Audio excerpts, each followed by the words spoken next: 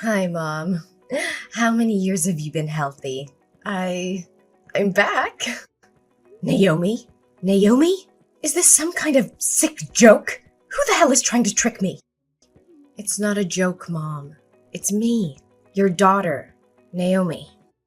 Oh, cut the crap. No one would be twisted enough to play such a tasteless prank. That ungrateful girl would never have the guts to reach out to me after her despicable actions. Mom, please believe me. This is not a joke. I've come back to make things right. And what about Austin? How is he? You. Are you really Naomi? Where the hell have you been hiding for the past 10 years? Yes, Mom. It's really me. I'm back to take responsibility and make up for Austin. Responsibility? It was you who ran away from home at 15, chasing after that bastard, despite your father and I pleading and forbidding you. You yelled at us, claiming that your life was your own responsibility. And then you had the nerve to dump your son on my doorstep 2 years later, with nothing but a piece of paper with his name and a half-assed apology, only to vanish for another decade. Mom, I was just a 17-year-old back then, filled with unfulfilled dreams. After giving birth to Austin, if I had stayed and taken care of him, the whole town would have known I had a baby. There would have been no chance for me to grow, to pursue my dreams. So I thought if I left him with you, he would have a better life and I could chase my own ambitions.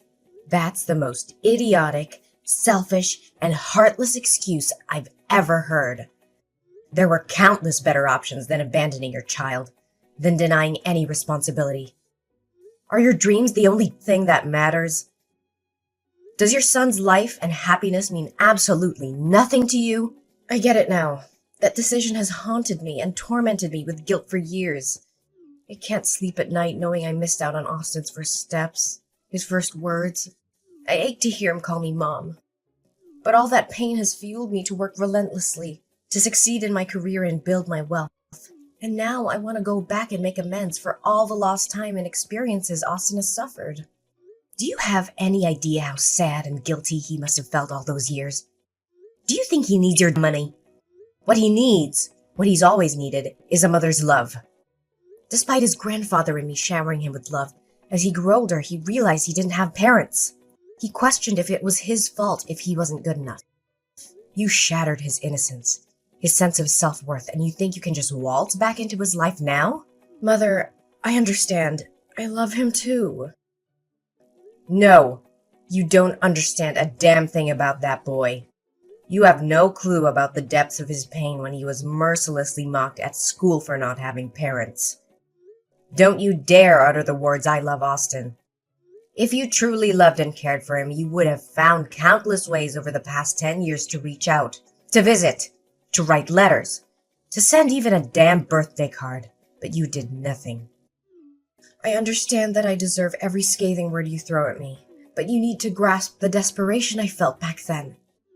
I was trapped in abject poverty, and Austin's father, he was arrested for drug trafficking and robbery. I was terrified because there was no money and his godforsaken gang members would come knocking, demanding payment for the drugs he lost to the police. I couldn't leave Austin there, exposed to the brutality of those criminals. So I made the agonizing choice of leaving him in your care. Then why the hell didn't you come back home? I was young, foolish, and paralyzed by fear. I was afraid that returning would only confirm what people already believed about me, that I was nothing but talk, incapable of taking responsibility. That fear consumed me, condemning me to a decade of isolation and guilt. You're beyond foolish. Family is meant to be a sanctuary, a refuge even in the darkest of times. You have no idea how much Austin yearned for his mother. A few years ago, he had an accident while attempting to climb onto the roof, chasing after the stars, believing they were your watchful eyes. He slipped and ended up hospitalized, in a coma. But with his rare blood type, Rh null, the hospital had no reserves to save him. Even in that coma, he begged to see his mother. Thankfully, they found a blood donor and saved him. But that haunting image of his suffering still haunts me to this day. Is it true? Austin has the RH-null blood type? My god, this is incredible. My son finally has a chance at a better life. Thank God. What the hell are you talking about? I mean, I'm grateful that Austin survived. It seems like he genuinely wants to see me. So, I'm asking, can I please meet Austin? I want to spend as much time as possible with him. Is school almost over? Where does Austin go to school? I need to know so I can pick him up. What? You want to see Austin? Absolutely not. I won't allow it. Why not? Austin and I both long to be together. Why are you hell-bent on tearing us apart? I won't let you hurt Austin again. I don't trust you. Who can guarantee that you won't hurt or abandon him once more? Perhaps you'll show up once, only to vanish again. You'll give him a glimmer of hope, only to crush him, and he'll suffer through the agony and self-blame all over again. I won't let my precious grandchild go through that again. No, Mother, I promise. Please give me a chance to make up for Austin's emotional needs. I would never do anything to hurt him. I'm his mother. What kind of mother abandons her child not once but twice? Please believe me. This time I will stay with Austin, and you can't make decisions for Austin. Can you at least ask him if he wants to see me? You... Fine. Let me talk to him tonight and see if he wants to see you. If he does, I'll text you later. Right now I have to prepare supper for Austin. He'll be home from school soon. Yes, that's fine. Can you please hurry? I can't wait to see him again. Where is Austin? Why haven't you brought him home yet? It's almost his bedtime and you're keeping him away from his own home. I brought Austin to my house and he's asleep already. I think he got tired in the car after a fun day of playing. He wanted to be with his mother tonight, and I couldn't deny him that. Did he really say that? So, what did you two do today? You know, we did all the things Austin wanted to do with his mother. First, we went to a baseball game to watch his favorite team. And guess what? Austin even caught a ball. He was so happy, laughing the whole time. Baseball? That's so strange. What's strange about it? What kid doesn't love baseball? Not Austin. He's usually not very interested in baseball. He's more into basketball. His dream is to become a professional basketball player. Well, maybe just being able to watch a game with his mother made him happy enough. After that, we went shopping for clothes and lots of new toys. He was thrilled. And I have to say, he looked incredibly handsome. Yes, I know that. After lunch, we went to see the latest Transformers movie. Austin couldn't stop talking about it afterward. Then we had dinner at a fancy restaurant. He enjoyed his meal and we had great conversations. And he insisted on sleeping with me tonight. It sounds like Austin had an amazing day, didn't he? The boy must be so happy. This is all he ever wanted, to meet, play, and talk with his mother. I'm genuinely happy for him. It seems like you've truly committed to taking care of Austin, aren't you? Yes. From the moment I saw Austin again and heard him call me Mom, I knew I had to be there for him and make up for the time I missed. All right, I understand. So just leave him there tonight, and tomorrow morning your father and I will come pick him up. But remember, if you hurt him even once, you'll regret it for the rest of your life. Actually, there's something I need to tell you. My job in Florida is going really well, and it's my lifelong passion. I can't just give it up like that, so... I knew it would be like this. Are you planning to abandon Austin again? How dare you do that to my grandson? No, Mom. Please try to understand. I can't bear to give up Austin again. I love him more than anything, and now I'm finally in a position to provide him with the life he deserves. So, Mom, I want to take Austin with me to Florida. What? Are you out of your mind? You want to tear Austin away from his family? Florida is over 800 miles away. Do you realize how long it could be before we see Austin again? I absolutely cannot agree to this.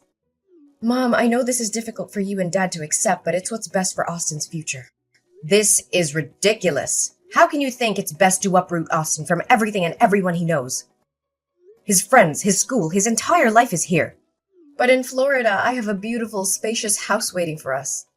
There are top-notch schools with state-of-the-art facilities. And remember Austin's dream of becoming a professional basketball player? There are renowned training centers there that can give him the best chance at success. He'll have opportunities he could never have here. I have poured my heart and soul into raising Austin for the past 10 years. And now, after just one day, you think you can come in and take him away from me? No, Mom, that's not what I want. I appreciate everything you've done, but deep down, you must want what's best for Austin too, right? I promise to bring him back to visit you and Dad regularly. We'll make sure he stays connected with his roots. You can call him, video chat with him, be a part of his life, even from a distance. Don't you want what's best for your grandson? So, have you even talked to Austin about this? Yes, I have. He's excited about the possibilities, and he wants to come with me. Well, if that's what Austin truly wants, I can't stand in his way. So, when are you planning to leave? Tomorrow afternoon. Why so soon? Can't you wait a little longer? Austin needs time to prepare and say goodbye to everyone. I'm sorry, Mom, but I have a crucial business commitment in Florida. I have to get us there as soon as possible. I promise we'll come back to visit soon, and Austin can have a proper goodbye with everyone then. Fine. If you must go, then go. But remember, Austin needs his family. Don't let him forget who loves him and has been there for him all these years. I won't, Mom. I understand how important family is. Good night, Mom. I have to go to be with Austin now. Good night. Take care of my precious grandchild. Naomi, you heartless monster! How dare you inflict such pain on my innocent grandson? I swear I will make you suffer like you've never imagined. You're not fit to be called a human being. You're a vile, despicable creature. Mom? Why are you texting me so early? It's only 5 a.m. I was asleep. Asleep? How can you sleep peacefully when you've shattered Austin's world and left him in agony? Are you so devoid of compassion that you can rest easy? What in the world are you talking about? I don't understand. What has happened to Austin? He's still at my house. Let me check on him. Oh my God. Austin is gone? Where could he have disappeared to? Are you pretending to be clueless? Are you acting like you're in a panic because you're afraid Austin is missing, or are you trembling at the thought of him exposing your heinous deeds? What the hell are you accusing me of? I genuinely fear for my son's safety. This is not the time for arguments. I need to find Austin immediately. Of course, you're only concerned about protecting your own twisted secrets. You're worried that your son will lose his blood reserve, right? You don't have to keep up this facade of being a loving mother to Austin. It's all a facade, a web of lies. Austin is right here with his grandfather and me. He poured out his heart and revealed everything. What? Austin is with you? How is that possible? And I still don't comprehend what you're insinuating. Austin is my son. What do you mean by reserve blood source? Stop pretending, you wicked witch. At 1 a.m. this morning, the Florida Police Department called me. They discovered my grandson wandering alone in the dark streets. They took him to the station and asked for the contact details of his family. The police informed me that Austin seemed mentally traumatized and had numerous bruises on his body, suggesting he had been subjected to abuse. They urgently summoned me and his grandfather to come and identify him. We rushed to the airport, desperate to reach Austin. And when we met him, he spilled his heart out. It's horrifying. Absolutely gut-wrenching. What? What did that brat say? You know damn well, you heartless monster. Austin confessed that ever since the day he met you, you didn't take him out as promised. Instead, you subjected him to a battery of medical tests, including blood-related examinations. When he questioned you, you lied and said it was to ensure his bloodline was pure and healthy. And when Austin expressed his desire to come back home with us, you twisted his innocent heart. You told him that I had sold him to you, that I saw him as a burden, and that I despised him, never wanting to lay eyes on him again. Austin believed your wicked lies and reluctantly went with you, feeling abandoned and unloved. It shattered his spirit. Austin is lying. He's throwing a tantrum because I refused to buy him a new PS5. He ran away from home and concocted these horrendous accusations to tarnish my name. Do you honestly think I'll believe you at this point? Austin has never asked for anything so absurd. He's an incredibly obedient boy. And if he wants something, he'll do chores around the house to earn the money and buy it himself. Even if your ridiculous story were true, how can you possibly explain Austin's current state? He has become visibly thinner and weaker in just 3 days under your care. His hands are covered in needle marks and bruises, as if he's been beaten.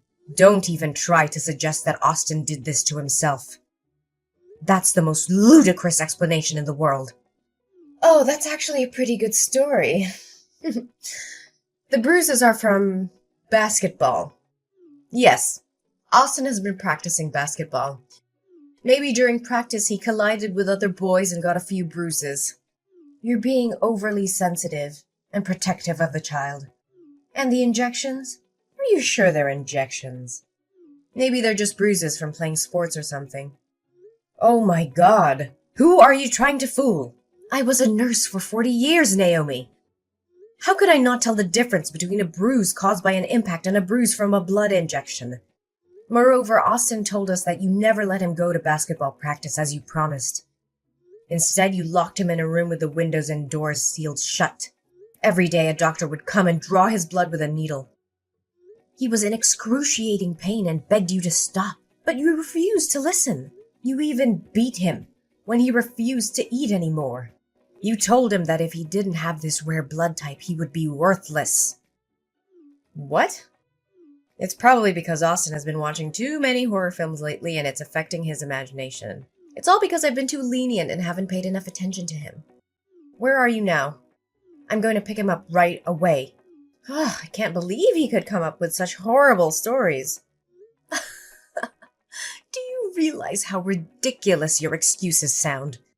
You're a drowning dog, desperately trying to survive.